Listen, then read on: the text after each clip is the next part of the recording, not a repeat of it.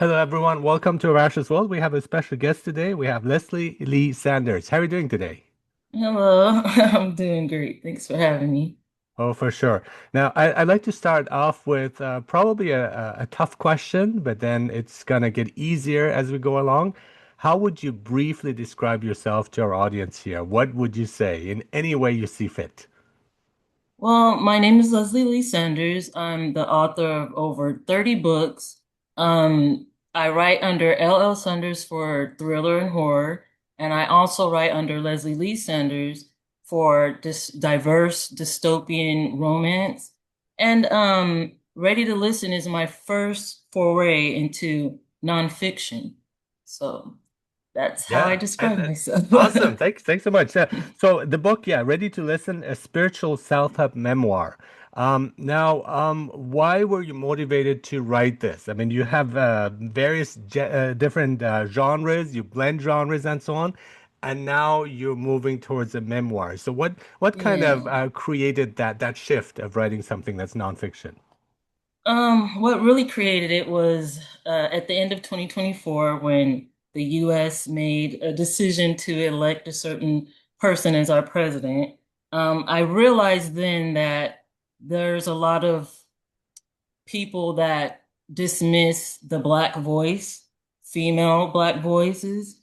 And since I am an African American woman, I kind of related to that by not seeing the support and the enthusiasm for a Black female candidate. So I kind of was in this position where I felt all of the systems, everything, anything of structure was kind of holding us down, putting us in a box, including the publishing industry, which I have been a part of for since 2005. And Mhm. so even there, I saw structures where, you have to write a certain thing, you have to be a certain person to get ahead. A lot of the statistics in publishing was, it kind of made the Black female voice be at the bottom of everything from reviewers, the editors, the publishing agents, everything that had to do with the female Black voice was low. And so I was kind of encouraged to get out of my shell, find my voice, speak up, speak out, and kind of put others in a position where if they feel like their power has been taken away, or if they felt small or limited, they could turn to spirituality or turn to their inner knowing, their intuition, and make a life that they wanted to live. So Mhm. that's where I kind of was inspired to create Ready to Listen. Exactly. And so, yeah, ready to listen and speaking up because it takes courage to Yes. speak up. But then once you do it, then it kind of gets a bit easier. I think it's really that first step of getting the book. There's still challenges there, but Oh, the yeah. the the the go-to place for many people is that silence where, it's better I don't say anything. I don't want to make waves. I don't want to cause trouble. I don't want to hurt people and so on. And Exactly. sometimes you please people by not speaking up. And so that is creates a lot of conflict within oneself when that happens. Yes, I agree. That's exactly how I was. And I feel like a lot of people around me, not just the marginalized groups, but there's a lot of people, especially in America right now, that I see feel like they don't have the power to do anything. I Mhm. see that they feel like they're supposed to just stay in their box, stay in their lane, stay quiet, or have someone else do all the work for them to make a better life or to create change. And we can't wait around for heroes. We have to step up and do things ourselves. So I want to ensure other people that, and you kind of empower other people to let them know that they still have it in them to make positive change in their life, in their community, in their nation, in the world with humanity. And so this was like my first steps into Mhm. getting my voice out there, getting my voice heard, and stepping up to the plate. It is hard work because I'm Yeah. still working on that. I still have a fear. I still kind of have a shaky voice sometimes when I know I'm gonna publicly speak, but it's the push, the drive, the energy that I make sure is behind me to get that message out there. That's what makes me able to sit here with you now. So, Yeah, that's awesome. And so I mean, you talk about superheroes, and that's a superpower that each of us has. And you mentioned here breaking out and being unique. And to me, that yes, is indeed a superpower. We are all heroes in our own ways. And that is yes, so hard to do, though, in many cases, because then, being yourself is such a challenging thing because you're different from everybody else. But at the same time, nobody compares to you, and that's like yeah, something we should all tap into. And there is like everyone can be themselves and express themselves. That is, again, I like that idea as a superpower, yeah. as you mentioned. Yeah, but see, there's a lot that a lot of people don't realize they have that in them because Hmm. we are a society that, well, in America mostly, we are a society that kind of forms with what others want us to be and what others want us to think. We put Hmm. on masks to Hmm. protect who we truly are, and Hmm. in some ways, we're not even sure who we truly are because we're too busy people pleasing. We're too busy showing up as the mom or the teacher or the best friend instead of finding out who we really are and Hmm. then removing that mask and showing up in the world as who we are. It's a lot of fear there because we're conditioned, and that's where the systems come in.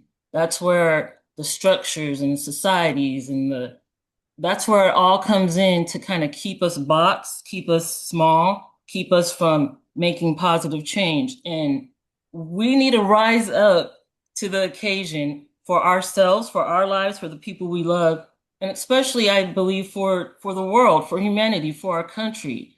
We need to rise up in a way that we can make positive change. And Hmm. that could take just one step in our life to figure out who we are, Hmm. why we feel we're the person we are, why we want to present ourselves that way. That's the first step. It takes us knowing who we are. So Hmm. then we could show up being unique and embracing our uniqueness. Hmm. And the remedy to like the box is thinking outside of it, and that's something I Right. love, and that's why I have on my podcast people who think outside of the box, and I think that is so important. And what about, so you talk about the structure and so on, patterns. I want to bring in the spirituality into that, like being aware of these patterns in a way, and also like signs and synchronicities. These are things that I'm fascinated with. So Yes. what did you see there? How did that guide you in a way? Throughout my life, especially as a child, I was always told, like a lot of children, sit down, don't speak until you're spoken to, raise your hand in class before you say anything, don't talk back to, adults, respect authority, that sort of thing. And that kind of made me feel like I was supposed to stay silent. I'm Mhm. supposed to be seen and not heard. I'm supposed to just do and not, not use my voice, not Mhm. stand up for anything, not speak Mhm. out for anything or against anything. So that was what was conditioned in me. And I know there's a lot of people probably around the world where they could relate to that, being kind of conditioned to stay in your lane, to stay where you belong, to don't do too much or don't go outside of what is meant for you. And yeah, I think as soon as we kind of understand that the structures and the systems around us is kind of keeping us in that space, we could break out of it. But we first have to realize and wake up to the fact that there are kind of like a veil over the truth of what is going on with politics, with government, with policing, with judges and that sort of thing. Any area where there's a system going on, it's usually built to keep us as regular citizens or people silent, quiet, Mhm. and Mhm. not pushing back against it. And that is from birth. I mean, Mhm. even in the religious context, I was told I was a Christian Baptist as I grew up. I didn't really know what that was. I just followed what my mom and my family said, go to church, sit there and read the Bible or study these lessons. And I started questioning that. I started questioning a lot of what I was taught and told about religion. Certain things like if Jesus was born in Bethlehem, then why is he depicted as a blue-haired or blue-eyed white man? With blonde hair, that sort of thing. The names of his disciples, and just certain things that I would look at and say, why is this the way it is? It just doesn't make sense. Mhm. And then I would, you know, go deep into the stories of the Bible, which was what I connected with the religion. That's the only thing I really took from the my religion as a child was the stories. And as I grew up, I understood that those stories were parables, were allegories, were uh, messages entwined in something entertaining where you could take a lesson out of that. And so that's where I see systems as well. Everything that is put together for us to go to church to pray, or don't do this or you go to hell, or this is a sin, or those are all just control mechanisms. That's what I come to Mm. learn. And that's why I turned from religion to spirituality. Because Mm. spirituality, I do feel, my interpretation of it is believing in a consciousness that is greater than us, something that probably brought us into this world, this 3D world on Earth, Mm. but is not just one man-made idea. It's not just a guy sitting in the clouds judging us. It's something more than that. And that's where Mhm. you could tap into signs, symbols, and synchronicities around you to communicate with that energy, that consciousness, that spirit, you know? Mhm. And I think what's really lacking in like religion, organized religion, is the critical thinking part, because those questions you were asking are valid.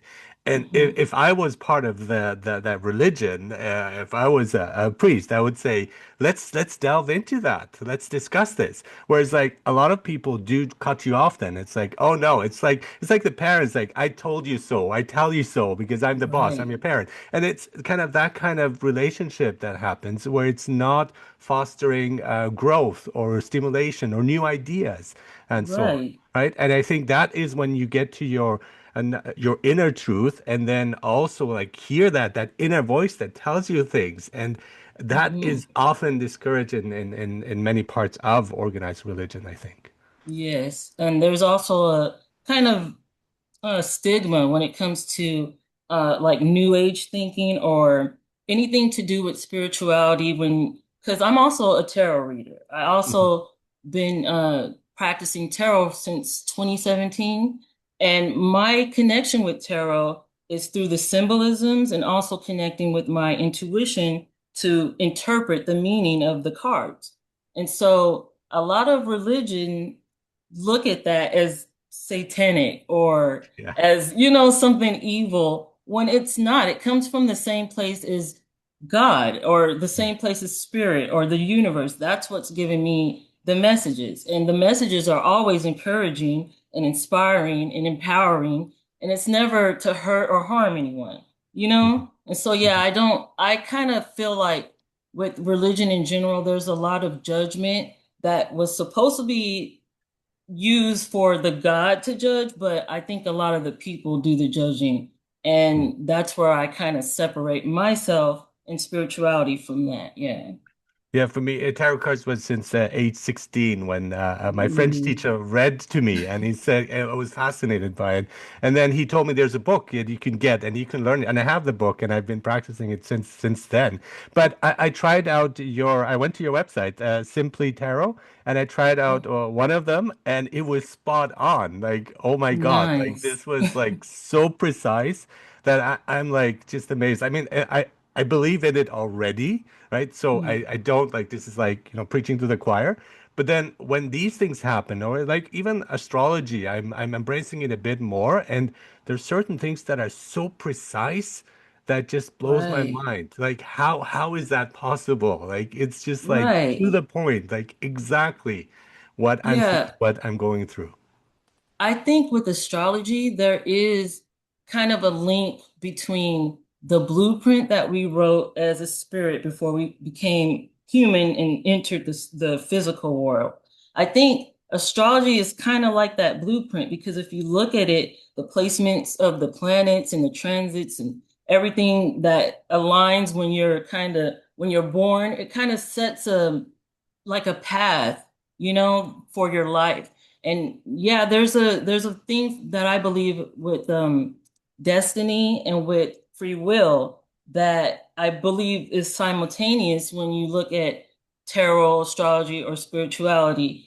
I think there's a lot there that intertwines, but the point is when what I use is a an example of like the tree of life. Yeah. I look at the tree as like us on a path.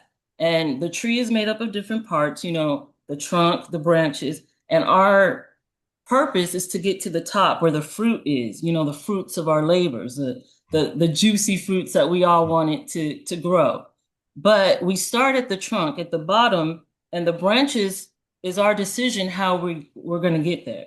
So we could go any branch, we could hop to another branch, we could come back, on a branch and go to another, or find the easiest or the hardest path to get to the fruit. The free will is the choices we make to get there. But destiny, what is written in the stars for us, is the fruit. We're always going to get to that fruit. How are you going to get to it though? That's on us. Right. And that's what I But wanted you to. believe that that will happen. I mean, and that gives me hope because like my free will, I make mistakes, right? And I go off Right. and that's necessary because then the mistakes are That's actually the things that fuels my path and I get back on track and learning comes from the mistakes. Otherwise, yes, there would be no exactly. learning. But it's really Very interesting much because so. in the reading that I was going through, there was the mention of divine plan. And that was exactly what my horoscope has been saying. Like, watch out for the divine plan, and it's gonna come, and it's like, oh, and so that is gives us a sense of hope when things are not going Hmm. well. It's like there's a reason for it. This is not random, Right. right? And just kind of hang in there in a way because things are gonna Yeah. get better. And I think a lot of people don't have that. And if you take that away, you see what's going on in the world, then it's like that's why people feel lost. And I Yeah. think this is so important to instill that. And that's kind of that was the job of religion, but they're not doing Yeah. it well. So that's Yeah. why I think spirituality can fill the gap. And I agree with you. I feel like belief is such a big, important part of anything you do in your life. I know faith is important in religion as well, but Mhm. I know with spirituality and with anything you want to do, you have to have the belief because if you first don't believe it, then why are you even doing anything about it in the first place? Mhm. You Yeah. have to have that belief. And once you see and know that things are possible for you, you go down that path to make it so. And nothing will stop you. You're determined, and that's what you need to make anything happen. But what stops us is fear and our comfort zone. We're kind of used to being in that box, we're kind of used to being put in our place that anything outside of it looks like it's unachievable. And that's where we just become stagnant. But just like my mission to wake up everybody to the systems and structures of the world and how it's keeping us down, I want to make sure people know that they have that ability to change lives, their lives, others' lives. It all comes with knowing you could do it and then setting that into action, taking that first move, making that first step, Mhm. especially Mhm. in when it comes to like anything you want in life, you're going to have to take action on it. Nothing you want is just going to fall into your lap. And That we is have so to true. remember that. Yes. But as long as you have that belief that you'll get through, that you'll accomplish, that you can achieve, as long as you have that belief, that is the very first step. Mhm. So, yeah, I I believe in that as well. In many ways, so there's the one part, the devil, and you just like go, okay, like this is my job, this is what I do, this is my relationship, and it's not great, but Right. you kind of go along because that's what I know. And but then also the idea of feeling stuck. And in a way, yes, you are kind of stuck, but then you can get out of that. You can get unstuck. And that's where people sometimes don't see it because they're so feel entrapped in this. They don't feel Hmm. empowered to step out there, to take another path, or start a new relationship, for instance, or a new job. Right. And And if that's our they're, own insecurities in many ways that we have to yeah. also deal with in many ways. And if you have those insecurities or those fears, one of the things you could do is make sure you understand that your job as a human is to make mistakes. And I Mhm. know it may sound like counterintuitive, but we have the right to make mistakes. We are human. We're supposed to make mistakes because that's how we learn and that's how we grow. And the whole point of our existence is to learn and to grow and to become enlightened. And so, like I was mentioning earlier, as we're spirit, like on the other side, before we become human and enter Earth, the 3D realm, I call Earth Earth School because that is definitely what we're here to do. We're here to learn, we're here to evolve and grow and help better those lives around us, those lives connected to us, and so on and so forth. So it is the hardest school because we have polarization. We have light and dark, good and bad, up and down. We have a lot of duality, a lot of opposites, and a lot of clashing. But the point is to make sure we can harmonize and unify with those polarizing aspects. So when we decide to come to Earth to learn, we are with our spirit guides who are like our mentors. They are like the people that guide us. They saw the blueprint that we made and what we wanted to learn. They're there with us as we put together that blueprint, or that course, let's say. And so we're telling them, like, I feel like I need to learn empathy. I feel like I need to learn compassion. I feel like I need to learn unity or whatever it is. You could even learn, hate and hatred and solitude and whatever it is. And then we put it in our blueprint. And this is where I think astrology comes into because Mhm. it kind of like slams into the universe and it all aligns with the paths that we take to get the lessons that we need to learn. We come into Earth. We're human now. We forget everything that we was on our curriculum. But the point is, as we grow and learn and become adults, we're supposed to relearn the things that we lost coming into spirit. We're supposed to become aware again that spirit exists, that it's there to help us and guide us, and know that the guides that we each have guides. They're going to lead us down those paths that we need to go. The tree of life example I gave, they're going to show us what path may be best for us. And sometimes those paths may be best because it's supposed to teach us something. It may be a harder path, it may have obstacles, it may have bumps in the road, but anytime you go through that, you become stronger and better once you get over that hump, And that's when you get the until the end of your synchronicities. life. Yeah, that's where you get synchronicities and coincidences. Because Exactly. I don't believe in coincidences, but when it happens, it really like Same. wakes me up. It's like, okay, so there's a message there. There's like a path there. Exactly. There's like a wake up call in many cases. And I think that the clash is sometimes because we want to go a certain way, that we're pushing towards something that's actually not in our best interest, but we don't know that. And then we Yes. get the pushback, and then we get angry and frustrated because I didn't get that. But again, that was not part of the divine plan, for instance. Right. I mean, it could have been, to Mhm. get that pushback, but at the same time, you have to keep that hope and that belief because if you get the pushback and then you stop and then you give up and Oh then you yeah, let burnout kind of overtake you, that's then right. now you're just an angry human, bitter, burdened, and you don't accomplish anything. The whole point of life is to live it and not be afraid of what happens and what comes, knowing that you'll get over that, knowing that every lesson you see others go through as well, you could learn from it too.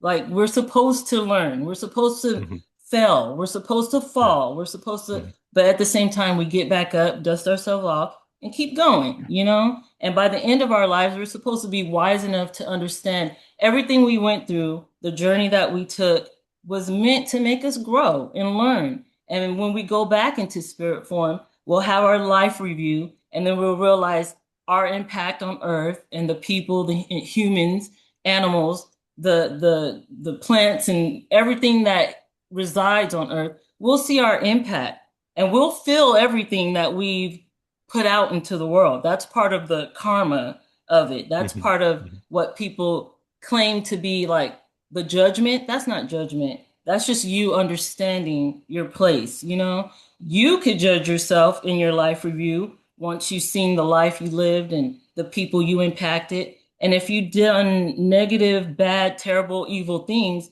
you will feel that too. And you will Mhm. understand how you contributed to that. But that's the point. And then at the end, we grow, we become more enlightened, we become more of a light being, and then we could actually create worlds and lives and things that, you know, our creator created, you know? That's the point. But And but once but you but when realize that, Yeah, but when you you're in the know, game, you don't see that. When you're part of oh this, it's yeah. it's so hard, right? So it's like Mm-hmm. it's great to like I also get to that point where like go past it's like, oh, this is what it was all about. But while you're Yes. in it, you are kind of stuck and you don't know if you made the right choice and did I do well and so on. So it's confusing being human. Yeah, that's the challenge. And Yeah. that's why in this book, Ready to Listen, I Hmm. try to get people into that mindset where they may not be where they want to be right now, but it's very possible to get there. The first thing you have to do is self-reflect. You do have to take time to figure out who you are. You can't do anything in life if you're not doing it for the right reasons, if you're not even sure you want to do it, if it's society or your mom or somebody pushing you down that path instead of what you want truly from your heart, you know, you won't be able to learn that or feel fulfilled once you get it unless you do some self reflection and understand you first. And then you'll go through that however long it takes. It could take years, it could take It months, does take years, yes. however long it takes for you, Yeah. once you realize who you are, then you could show up to the world without the mask and present yourself as who you are and get the things that you want to get done, you know? That's the point. And one horoscope that I loved was about like if you take away like all your mistakes and all the suffering that you've had, you wouldn't be who you are right now. And I thought Exactly, that was so yes. amazing. And it's like we are being shaped by that. And instead of like just kind of being angry about it or frustrated, it's like, okay, now this has shaped me in different ways, and I am who I am because of it. And going through Exactly. those experiences. And I That's also want to, yeah. exactly the point. Go Also ahead. want to finish off also on intuition because I think that is something that is really important. Like I consider myself relatively stubborn, so there are like things I push through, sometimes in a negative way because I'm looking for something that's again not good, but sometimes it's this intuitive drive, I think, that I know like something's gonna happen. And even though it takes like many tries and it keeps falling, I know there is reward coming from this. And so how can we tap into that intuition? I have some ideas, but what would you recommend here? Yeah. My first recommendation is definitely self-reflection. Mhm. Take time for yourself. Mhm. Nothing fancy, nothing expensive. You could literally do what I do and take a bubble bath. Like my bubble baths are a time of like meditation, a time to like really connect with my intuition, with the messages that, you know, spirit is giving me, the universe is giving me to connect with those synchronicities, to understand the meaning behind everything. Take that time. It's important even if you journal, even if you go on walks in nature, you know, I do alone, that. quiet, Yeah. have some nice meditation music on in your ear pods or whatever, AirPods, uh, and then just be with yourself so you could tune in to what the universe is trying to tell you. And then you will start to see things around you that will confirm where you're supposed to be or where you're at or that you're on the right path. Things like, for instance, like a butterfly. I always mention this as an example because butterflies could represent change or transformation for many. if you're in a position where you're wondering, should I stay in this relationship or should I keep this job? And you see butterflies, even if it's on TV, and then next you see it on a billboard, and then next there's one outside your window. That is universe telling you maybe you should consider change.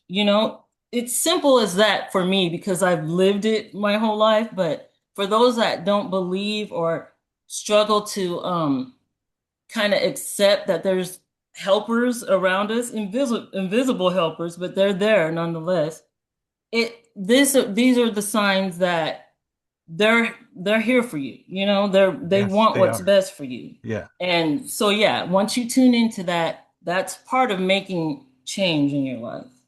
For me, it's somehow very explicit. I find cards in the street and like just playing cards, which I know are related Yeah. to tarot cards, but now recently more tarot cards as well. I find tarot cards in Ooh. the street. So it's like, I mean, this is again being guided in the clearest way. And I Mm-hmm. know exactly what each of them mean. And when it comes, it's like, yes. And sometimes things that I don't want to look at, it's like, oh, yeah, you're telling me, look Yes. for that, do the Yes. self-reflection, work on this, right? And it Yes. it it is there. Like sometimes it's explicit like that, sometimes again with different symbols, but awareness is really important. The openness of embracing that, I think that's hugely important too. And the symbols and signs you get are usually directed specifically towards you. Yes, Even they are. though a butterfly means transformation, maybe for some, a butterfly was their past mother's favorite animal or insect Yeah, and that could be a message from her. It all is subjective and it's all personal. So it's not one size fits all. no, But for sure. when you know, you will know. Yeah, Like you when it know when you happens, know. you Yeah. feel it. Yes. Yes, Yes. Absolutely. exactly. Awesome. Thank you so much, Leslie Sanders. So, your book again, the book we're talking about is your memoir, Ready to Listen, a spiritual self-help memoir. And you have lots of other books too, but I find this fascinating of like really talking about your path of like of speaking up, of going past silence and using spirituality to make it all fit together. So, thank you so much for sharing your insights and wisdom Yeah. here on Arash's Thank World. you. Yes, thank you for having me. I had such a good time. Same here. Thank you.